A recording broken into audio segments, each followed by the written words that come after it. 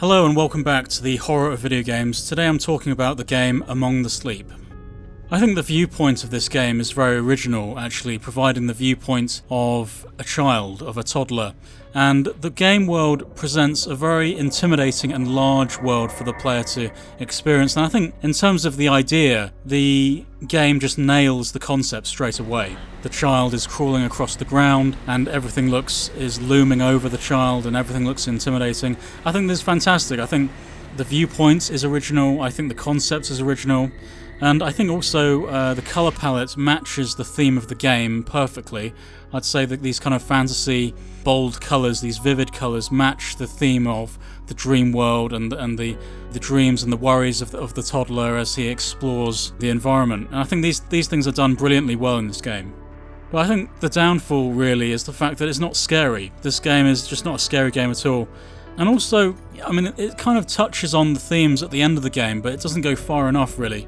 I think if this was trying to be traumatic and draw upon the traumas that a child would suffer, now the things that come to mind for me, what kind of traumatic scenarios would a child experience? Now we're talking about falling downstairs, or a feeling of falling, or perhaps parents fighting each other, or arguing with each other, or shouting at each other, or maybe being left alone for extended periods of time. I feel like they had the concept, but they didn't go far enough. I thought, let's talk about the traumas of children. Let's talk about what do children worry about? What are the nightmares of children? Now, I think they had a lot of scope to make a very scary game. I just don't think they capitalised on the material they had available. Because, I mean, if I was making this game, I would have literally had a soundtrack of two people arguing for the entirety of the game, and those people would be your parents. That would be traumatic, that just constantly hearing arguments and maybe people getting slapped or hit or punched and screaming and crying, and it had a lot of material that it could have used,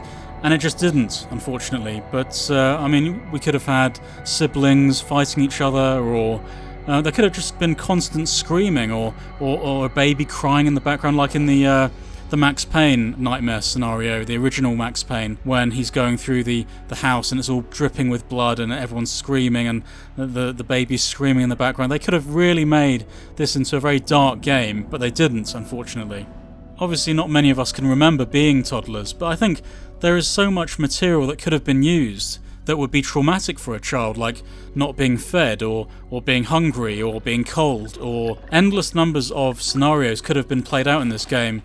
But I think visually, I think aesthetically, this game nails the colour palette, the kind of representation of the child's dream world. I think it's done brilliantly, really, and you have to crawl through the levels, and my main impression from this game is that it's very original. I just wish they went a bit further, really. They could have really made this very traumatic, but they didn't. So I do hope they make another game like this, but really go a bit further with the misery. But anyway, those are some of my thoughts on Among the Sleep. A good little game, not amazing, but it comes in with an original concept, an original idea, and it does very well. But I just feel it stumbles at the final hurdle, really, and it could have been a really truly traumatic game if they went a bit further with it. Okay, so that's the end of the video. Hope you enjoyed it. Don't forget to comment, rate, and subscribe. You can tweet me at the Horror of VG. I'll see you next time.